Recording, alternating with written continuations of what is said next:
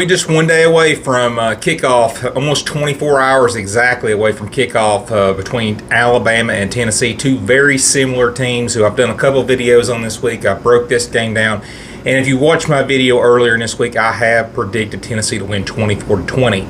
And now, one day before this game, I want to do 4 bowl predictions. I know that's kind of a weird number, but that's what I've come up with. And typically people do 3 or 5 bowl predictions, but I'm doing 4. And without further ado, let's talk about the first prediction, for the first bowl prediction I have for this game. And I think it will be that Tennessee will rush for over 200 yards rushing. And I know people will say, well, Phillips, that's not really a bold prediction because Tennessee's averaging almost 250 yards rushing during the season, but they haven't done that in SEC play. I don't think they've rushed for 200 yards yet in SEC play. I know the last couple games they rushed for 140 and 130. So this game, I think they go over 200. I think that Dylan Sampson will have a big game. I think Deshaun Bishop will probably come in and contribute as well.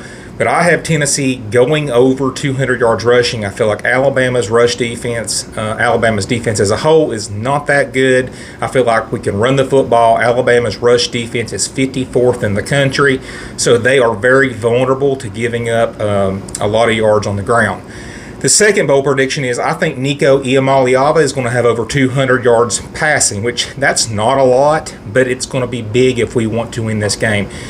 Nico has not thrown for over 200 yards in SEC play yet. So he needs to get over 200 yards, in my opinion, if Tennessee wants to win this game. I feel like our receivers have to step up. We have to give him time. Nico, if he would have hit on 2 or 3 of the plays that were open in the game, he would have been well north of 200 yards, and I really believe we'll connect at least a couple times on some big throws in this game against Alabama. Alabama over and over has gave up big plays. They're 73rd in pass defense right now. They're atrocious right now at defending the pass, and I think there's going to be plays to be made, and I think Tennessee will capitalize and have over 200 yards receiving. And then the third bold prediction that I have for this game is I think Tennessee's defense is going to have 3+ sacks in this game. I think they're going to be all over Jalen Milroe. I think the decibel level, the loudness, it's going to allow our defensive line to get off to a quick start off the line of scrimmage. Ask Bryce Young a couple years ago how hard it is, and he had to get rid of that ball very, very fast because our defensive ends, our linebackers, etc., were getting after him. I think we'll have at least 3 sacks in this game, and Alabama is giving up 2 sacks a game, so that's not really a stretch to say we'll get at least 3 in this game. That's my third bold prediction. And my fourth bold prediction in this game is I feel like Squirrel White is going to be the leading receiver in this game. I feel like he will have, for either Tennessee or Alabama, I think Squirrel White's going to have a big, big impact on this game. If you go back to the Florida game, we wanted to get him involved immediately. We hit a couple big passes, and then Nico had the fumble, and we just kind of fell apart.